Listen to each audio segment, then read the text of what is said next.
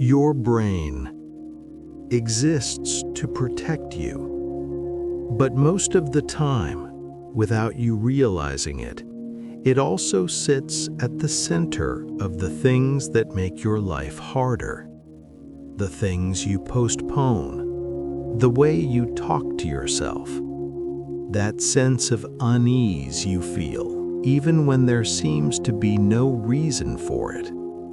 None of these are your fault. In this video, I'll talk about how your brain plays tricks on you, why it sometimes holds you back, and how you can stop this without fighting your brain.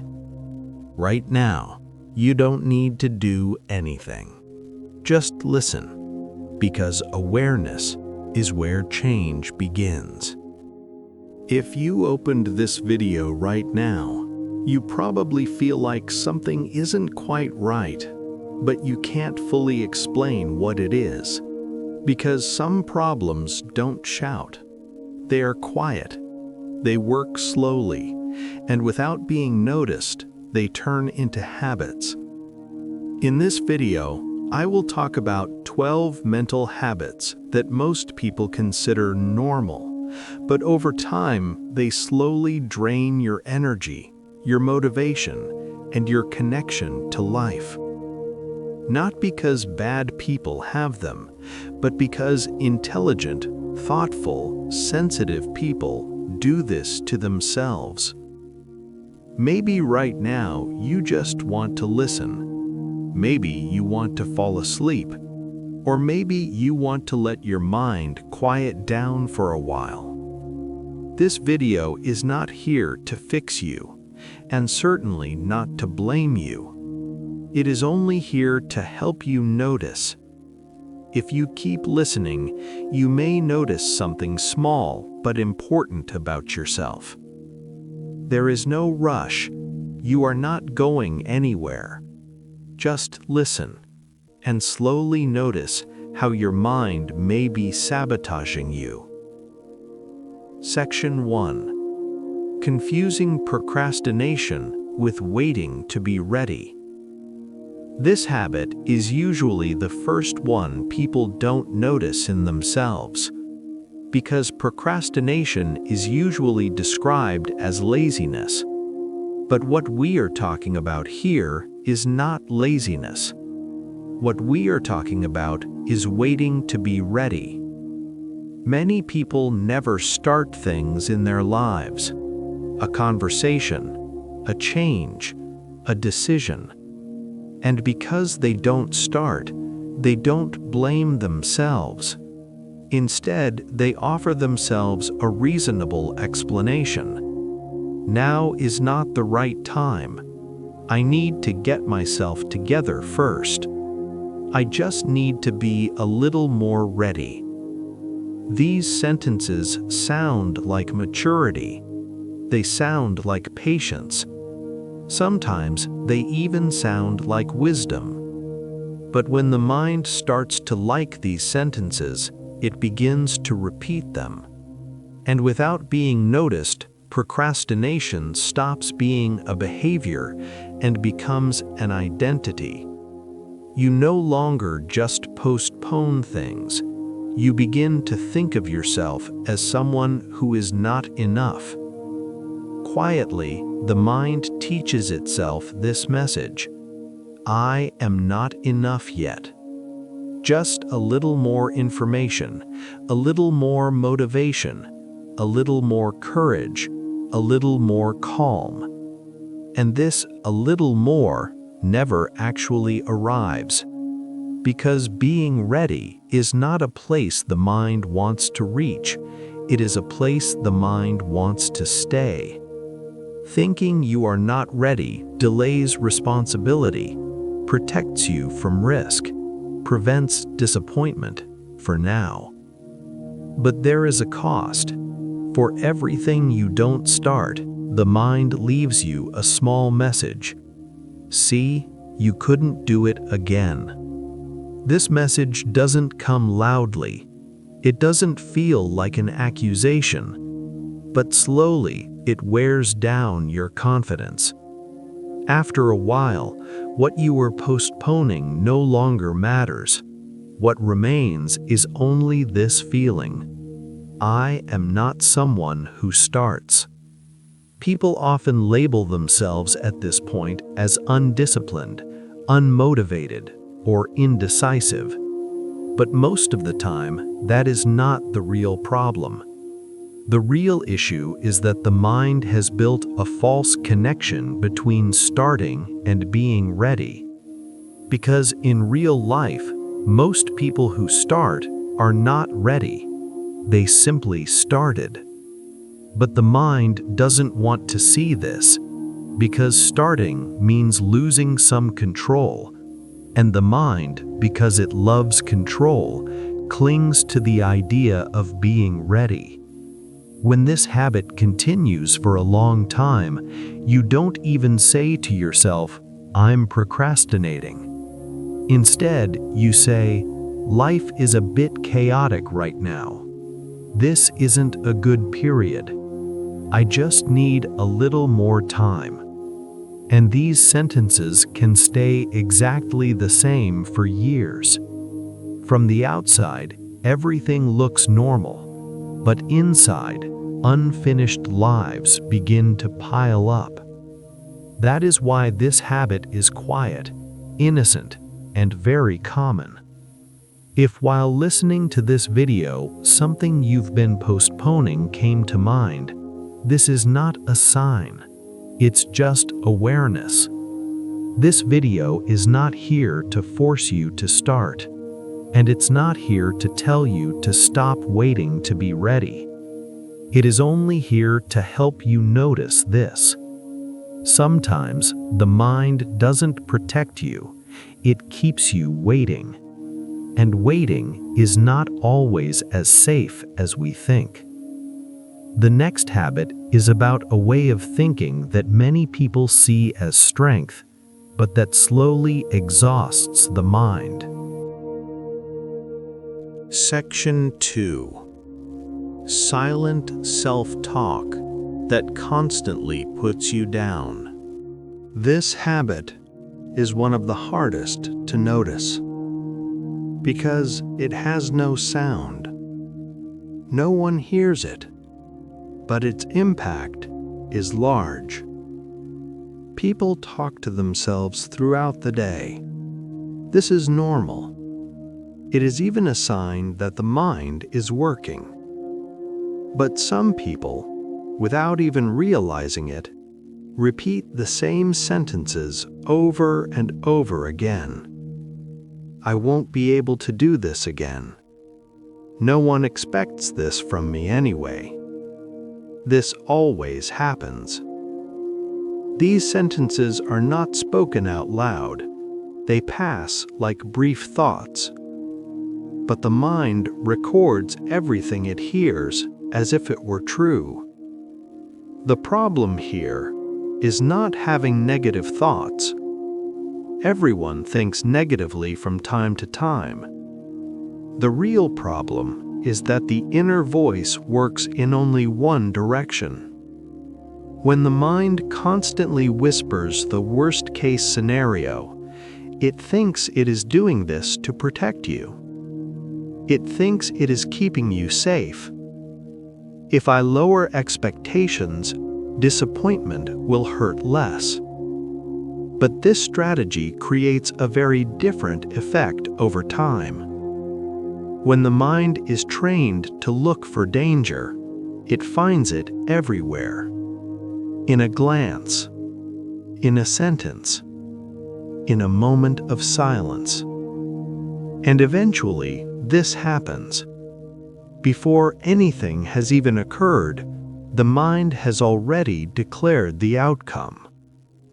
This habit doesn't seem exhausting because it is quiet, but it creates a constant tension.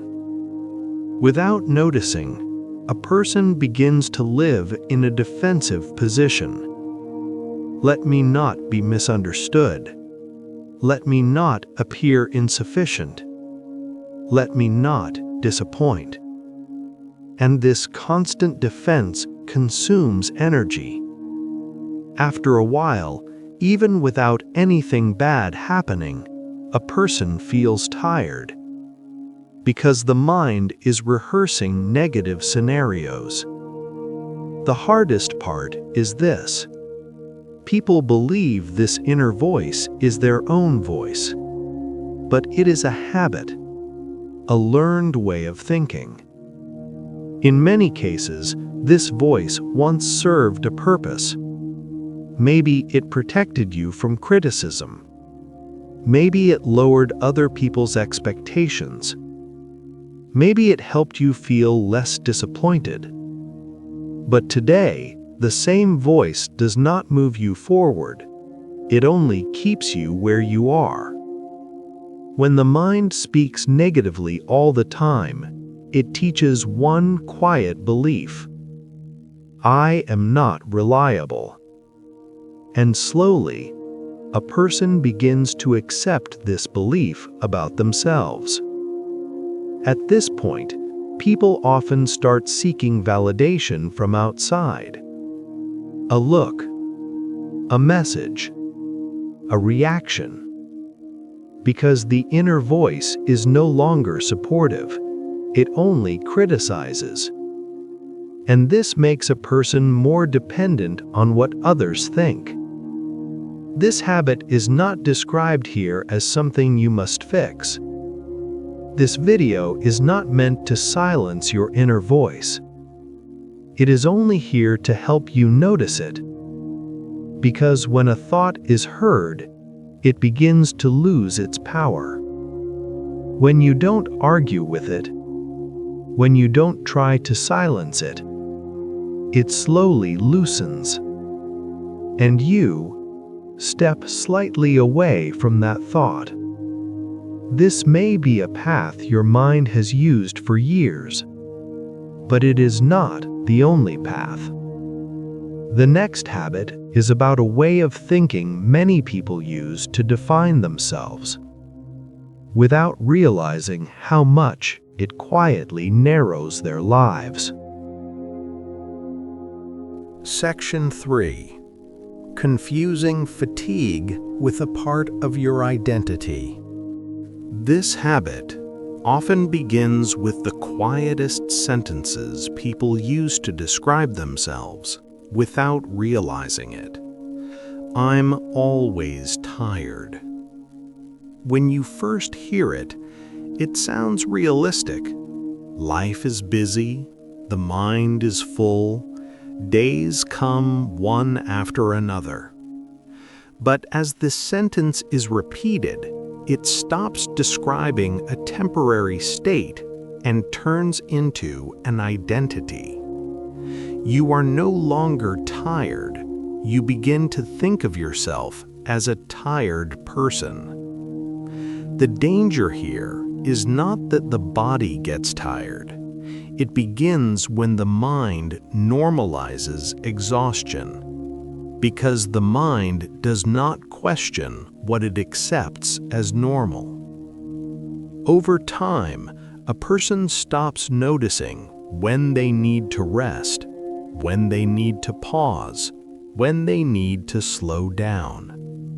Because fatigue starts to feel like a natural part of life. This habit is often seen in hard-working people, in thinkers, in those who take responsibility. People who, from the outside, appear strong, but quietly the mind learns this belief: I can keep going without resting. At first, this thought seems useful. You produce, you keep up, you endure. But the cost arrives later. Fatigue does not stay only in the body. It seeps into thoughts. A person becomes more impatient, more pessimistic, quicker to give up. But they don't connect this to being tired. Instead, they tell themselves, this is just how I am. This is my nature. I'm just not an energetic person. At this point, a temporary state becomes permanent. But fatigue is a signal, a message, and when the mind turns it into an identity, the message is no longer heard. Rest stops being a need. It begins to feel like a luxury. I'll push a little more. Once this period passes, I'll rest later. And that later rarely arrives. When this habit continues for a long time, a person doesn't just lose energy, they lose excitement too. Because excitement emerges in a rested mind. A tired mind only manages.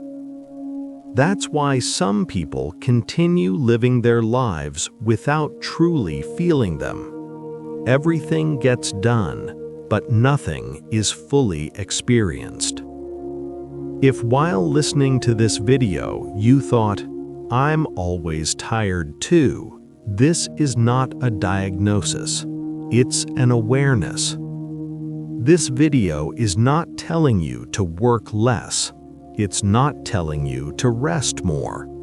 It's simply reminding you of this. You are not your fatigue. It is only your current state. And states can change.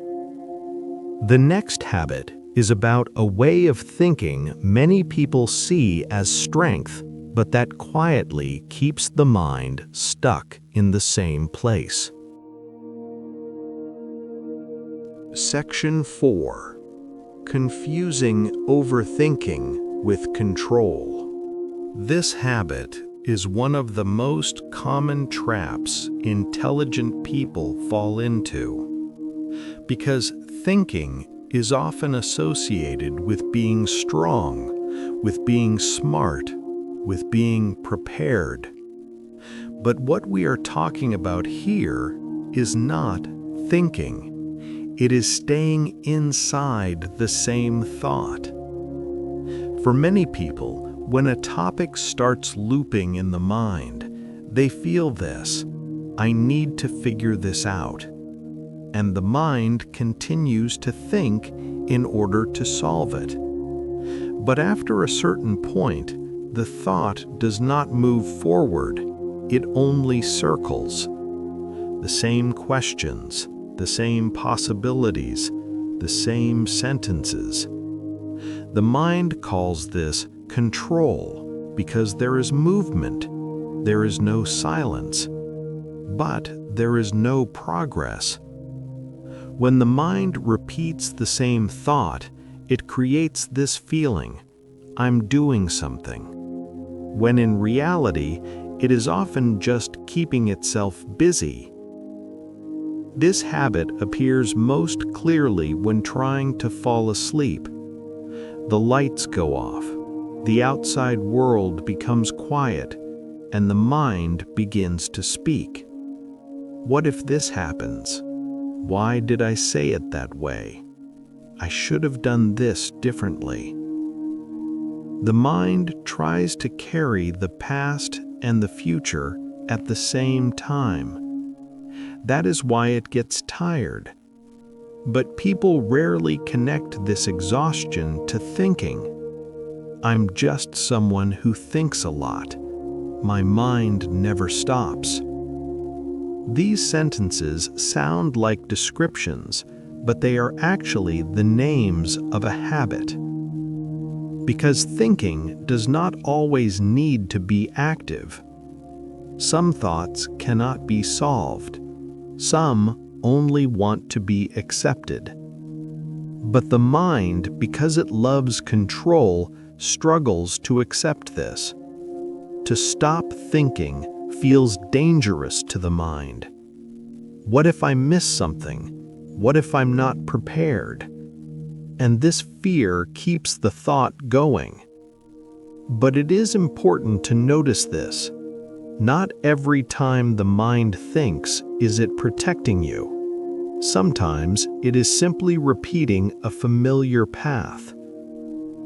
When this habit continues for a long time, making decisions becomes difficult because the mind wants to think through every possibility.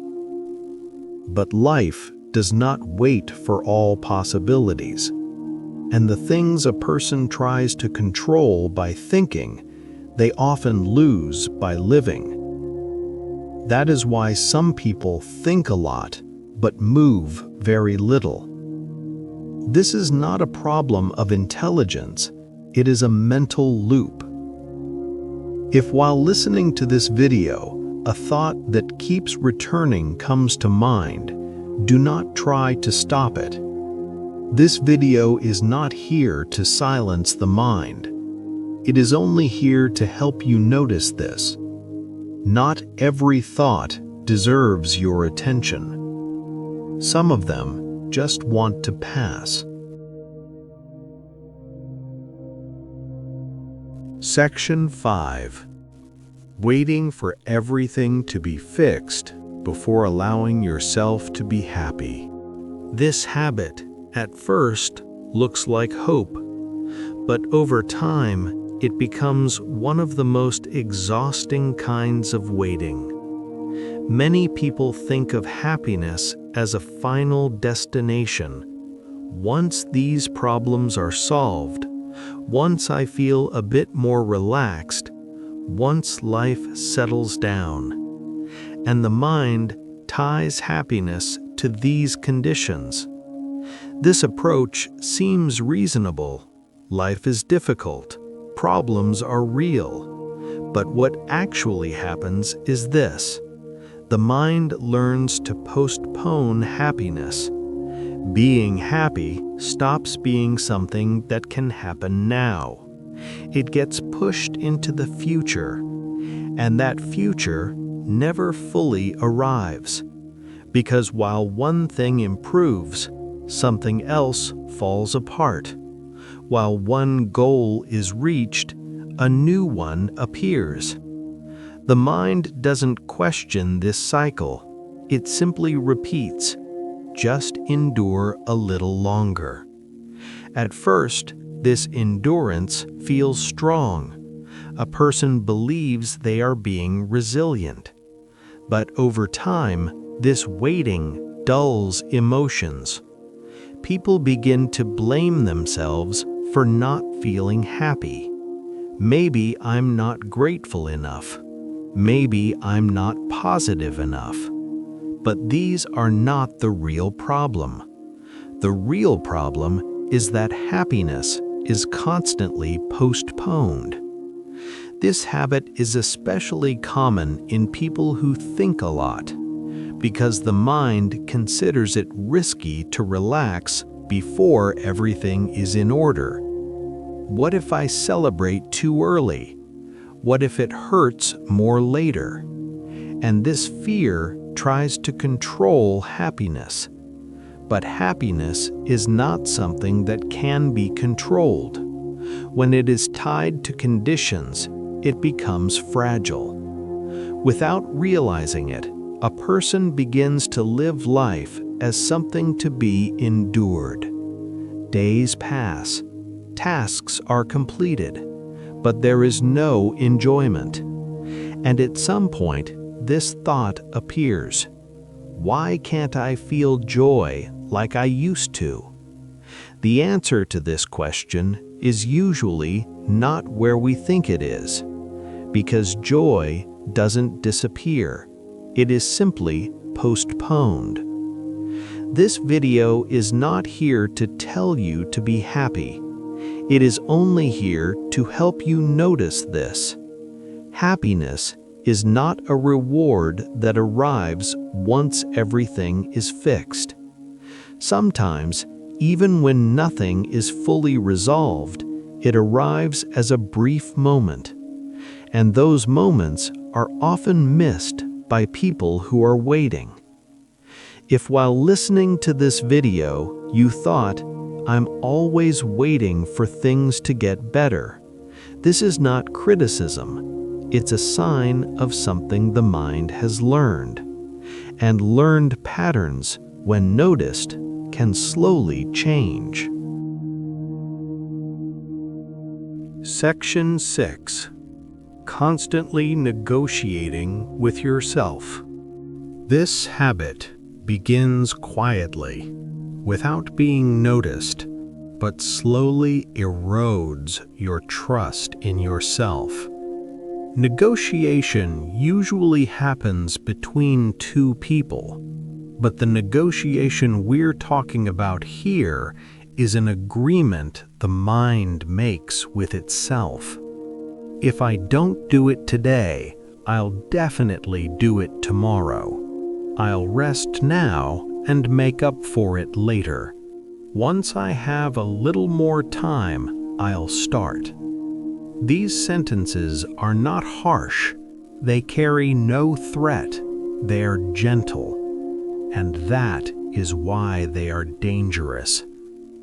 Because when the mind doesn't keep the promises it makes to itself, it doesn't treat it as something serious. But every unkept promise leaves behind a small message. What I say doesn't really matter. This message doesn't arrive loudly, but as it repeats, it damages self-trust. People tend to take the promises they make to others more seriously, but the promises they make to themselves are easily postponed because there is no consequence. No one sees it, no one holds them accountable, but the mind sees and it records. Over time, this habit creates this feeling, I can't trust myself, and this feeling lowers motivation. A person doesn't want to start because if they start, they know they might stop again. That's why some people choose not to begin at all. This is not laziness, it is learned distrust. Because the mind enjoys negotiation, it keeps pushing responsibility forward. But every negotiation is a small delay, and small delays create big habits. After a while, a person can no longer speak to themselves in clear sentences. I will do it. I will start. Instead, conditional sentences appear. If I have time, if I have the energy, and those conditions are rarely fully met. This habit is especially common in people who expect a lot from themselves, because when expectations are high, the mind looks for escape routes.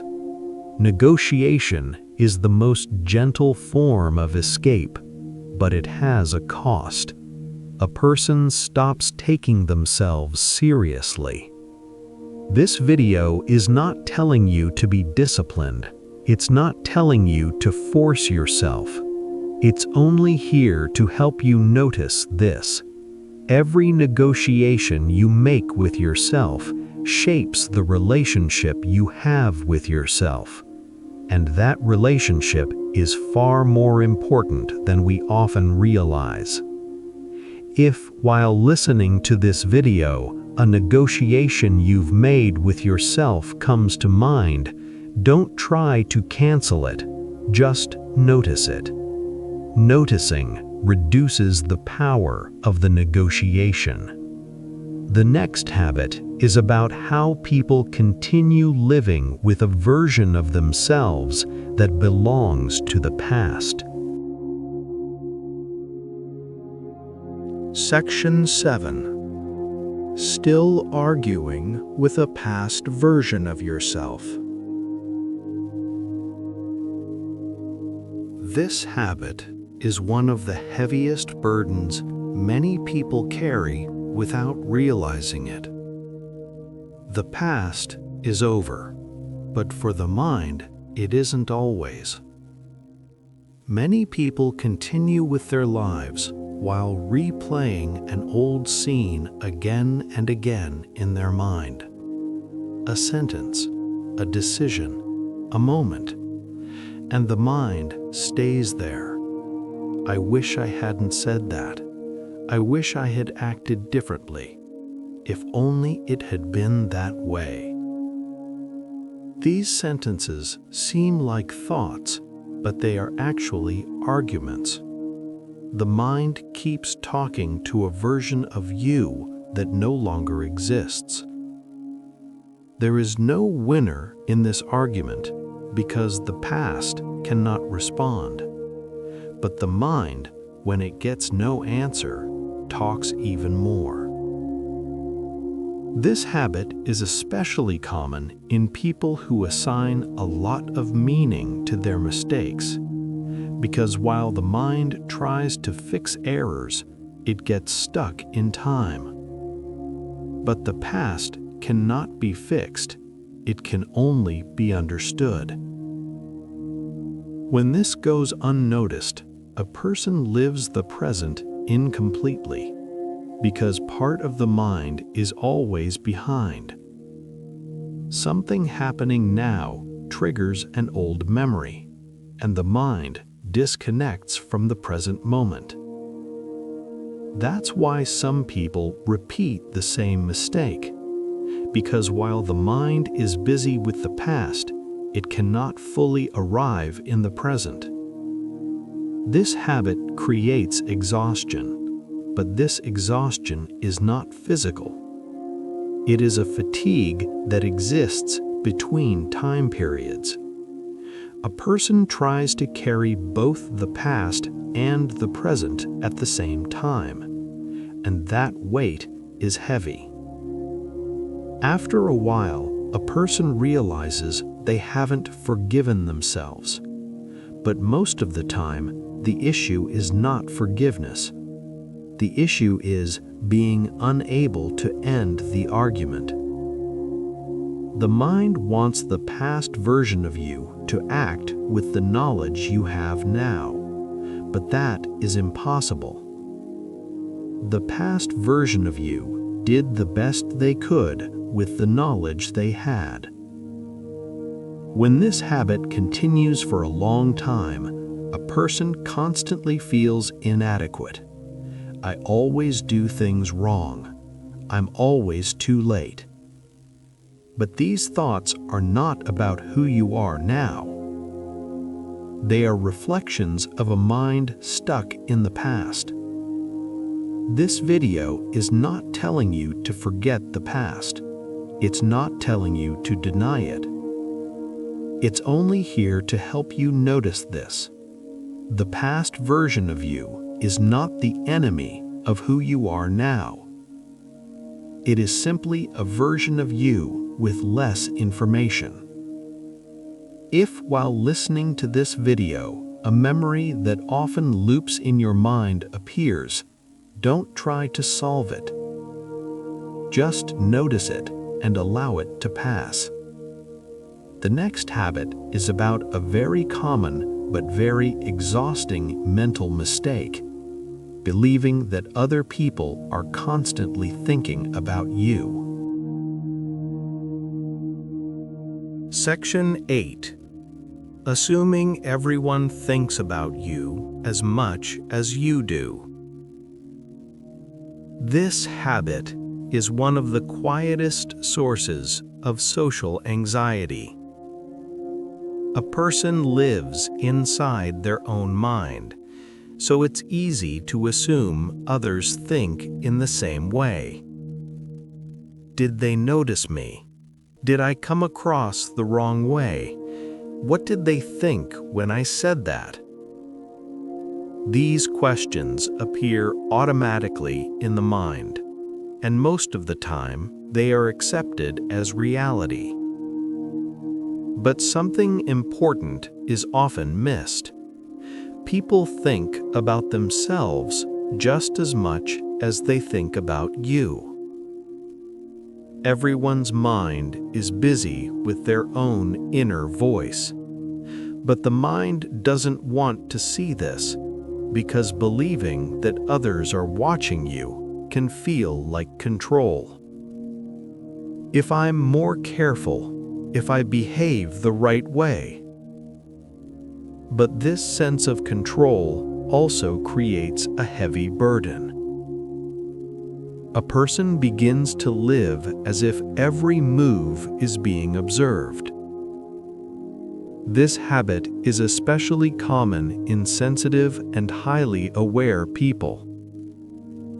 Because empathy is strong, the mind gives too much weight to other people's perspectives. But when empathy turns into control, it becomes exhausting. A look, a silence, a delayed reply. The mind immediately interprets, "I must have done something wrong. They didn't like me. They found me strange." These interpretations don't look for evidence. For the mind, feeling is enough. When this habit continues for a long time, a person starts to restrict themselves. They speak less, they express less, they become less visible. Because being visible feels like an invitation to be judged. But there's a difficult truth here. People don't think about you for as long as you imagine they do. A sentence stays in their mind for a few seconds. Then they return to their own lives. But the mind struggles to accept this, because this habit is also a form of protection. If everyone is watching me, I'll try not to make mistakes. But life is not something learned without mistakes. That's why some people give up being themselves. They become quieter, they pull back, they make themselves smaller. But this shrinking doesn't bring relief. It only makes them invisible. This video is not telling you to stop caring about others. It's not telling you to become indifferent. It's only here to help you notice this. Not everyone is living at the center of your life.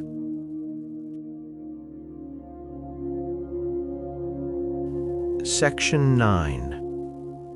Believing that one day everything will fix itself. This habit looks like hope, but most of the time it is the gentlest form of inaction.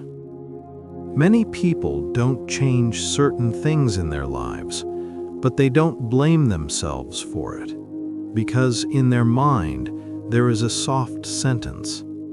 It will get better with time. One day, everything will fall into place. It's like this now, but it will pass. At first, these sentences feel comforting. They create patience. They reduce tension.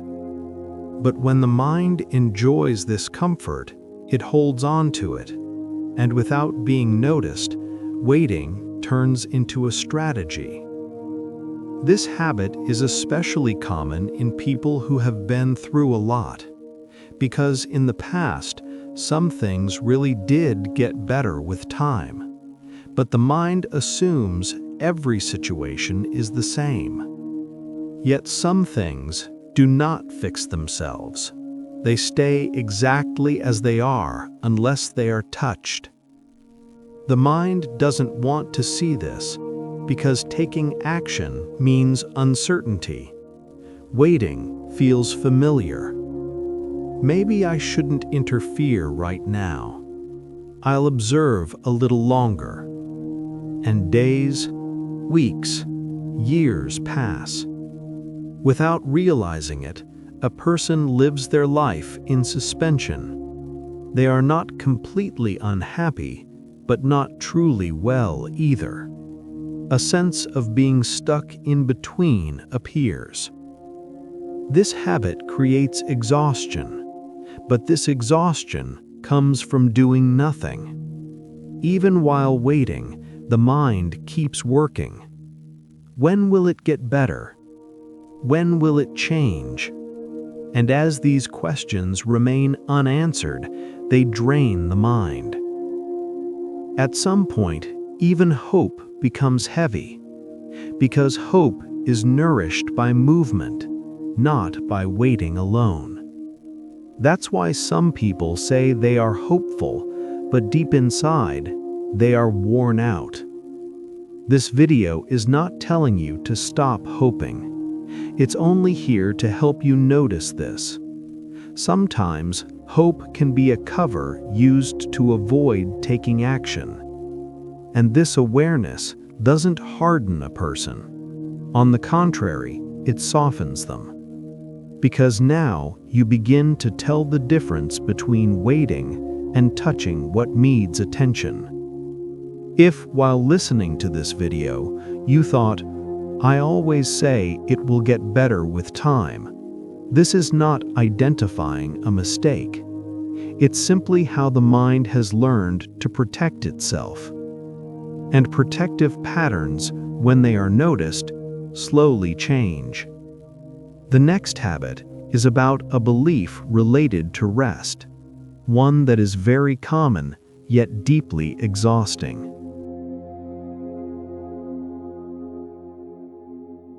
Section 10.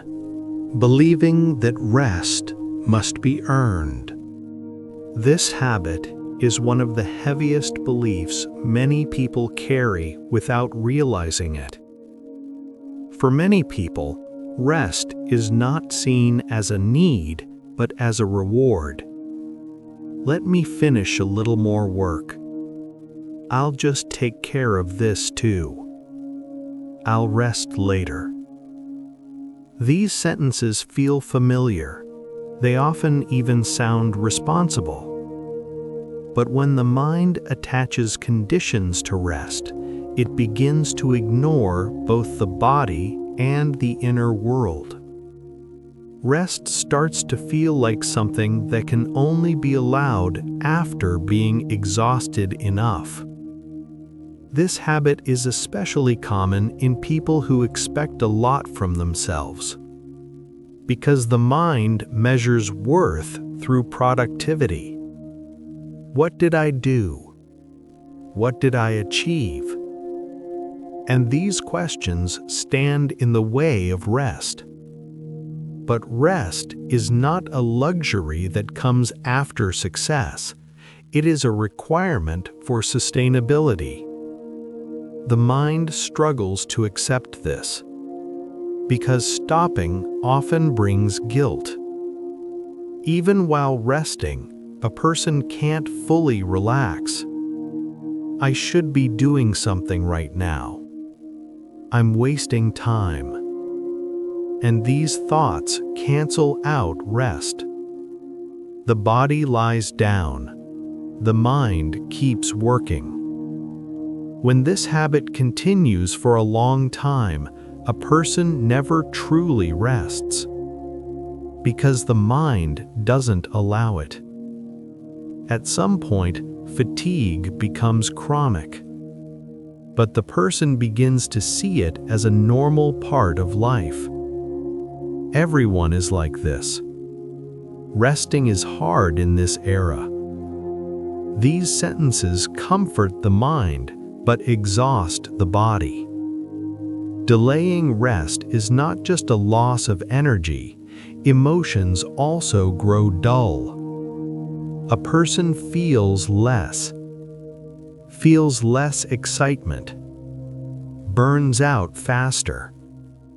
But this often goes unnoticed because exhaustion has become familiar. This video is not telling you to rest more. It's only here to help you notice this. Rest is not something that must be earned. It is part of being human. If while listening to this video, you noticed feelings of guilt while resting, this is not a weakness, it is a learned belief. And beliefs, when they are noticed, soften. Section 11. Mistaking emotional suppression for strength. This habit is most often seen in people who are used to appearing strong. Many people learn to see not showing emotions as a virtue. Be strong. Don't exaggerate. Don't take it personally. These phrases are usually well-intended, but the mind places them in the wrong place. Over time, a person begins to believe, if I don't feel, I won't be affected. And emotions start to seem like things that must be controlled. Sadness is suppressed. Anger is swallowed. Hurt is ignored. From the outside, everything appears fine, but inside, emotions don't disappear. They only change location. What is suppressed stays in the body, moves through the mind, leaks into behavior. Sometimes a person doesn't know why they are irritated, why they feel tired, why they pull away, because the real cause was never felt at the time. This habit is especially common in people who carry responsibility, because attending to emotions was learned as weakness. I can't deal with this right now. I need to stay strong. But emotions are not things that can be postponed. They wait, and when the time comes, they emerge more forcefully. Sometimes in a single sentence, sometimes in a broken relationship, sometimes as physical exhaustion. At this point, a person struggles to understand themselves. Why did I become like this? I wasn't like this before, but it was always there. It simply wasn't heard. When this habit continues for a long time, a person becomes a stranger to themselves. They don't know what they feel. They can't tell what they want, because feeling was learned as dangerous. But real strength is not feeling nothing. Real strength is being able to carry what you feel. This video is not telling you to open up, not telling you to tell everyone everything. It is only here to help you notice this. Suppressed emotion does not make strength disappear. Strength simply leaks into other places. If, while listening to this video, you thought, I usually suppress things, this is not an accusation. It is a way your mind learned to protect you. But not every form of protection works in the long run. The next and final habit is the quietest yet most powerful one. The habit that causes many people to separate themselves, even from this video. Section 12. Believing these habits don't apply to you. This habit is quieter than all the others, because it is usually the last one to be noticed. Since the beginning of this video, you've been listening to certain things. Some felt familiar, some felt distant. Maybe you immediately connected some habits to yourself. Maybe you associated some of them with other people. This is normal. The mind likes to protect itself. I'm not like that. This doesn't fit me. I don't have this. These sentences are not denial, they are defense. because these habits were not described as bad things. They form in the minds of intelligent people, thoughtful people, sensitive people. And the mind wants to keep itself separate from that group. This final habit has to do with believing you are observing yourself from the outside. Yes, some of them might exist, but not that much. But mental habits don't work in absolutes. They're not simply there or not there. They exist in degrees. Sometimes they appear only when you're tired, sometimes only when the night becomes quiet. That's why saying, "I don't have this," closes the door, and awareness does not pass through closed doors. This video is not here for you to label yourself. "I'm like this. I'm that kind of person." On the contrary, it exists so you can notice that these habits are not you. Because when a person confuses themselves with their habits, they shrink. But habits are learned, and what is learned softens when it is noticed. This final habit does one thing very well. It relaxes the mind. There's no problem. But at the same time, it keeps you still.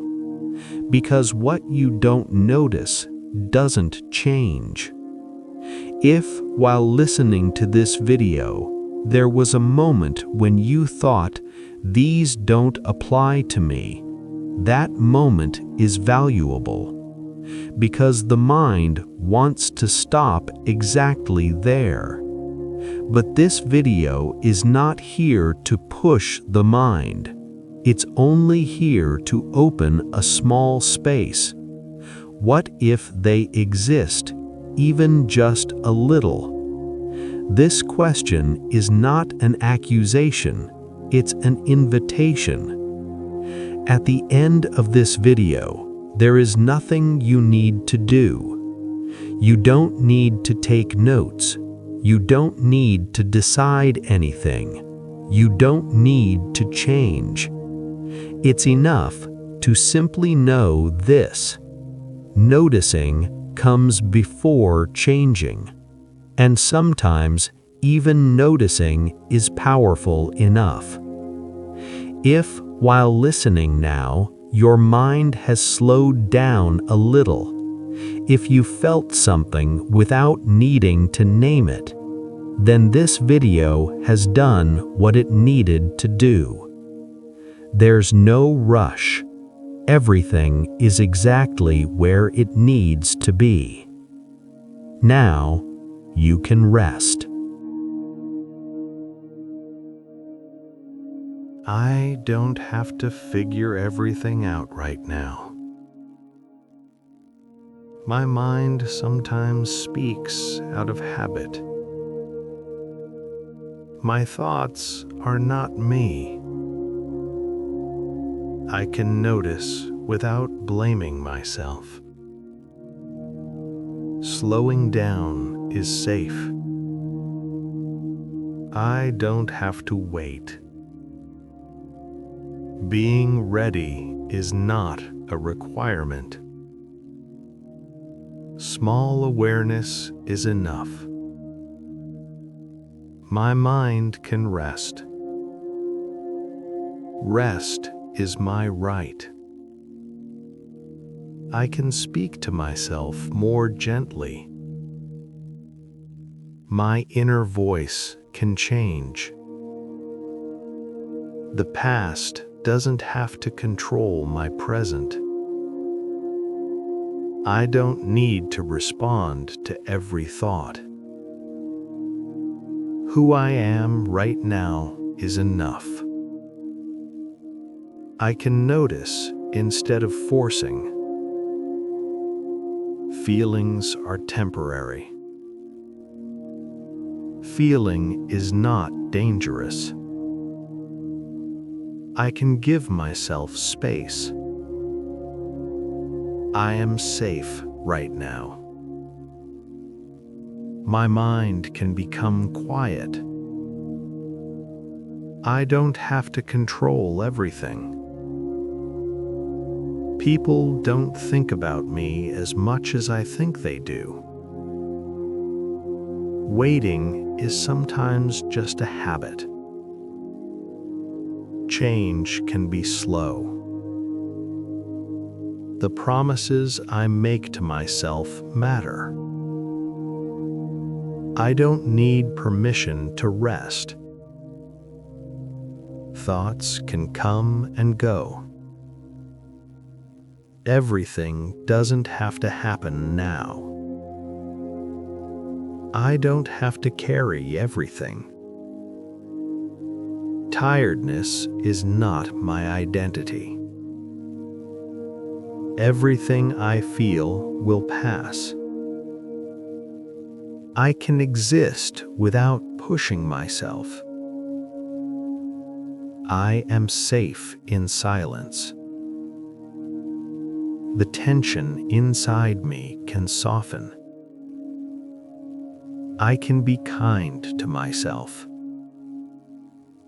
When my mind slows down, I am safe. Right now is enough. I don't have to fix myself. I can stay where I am. Noticing is enough. Everything doesn't need to be under my control. My mind is trying to protect me. Resting is safe. I can listen to myself. Breathing is enough right now. My mind can loosen. There is no rush. I am here and I am safe. I can rest now.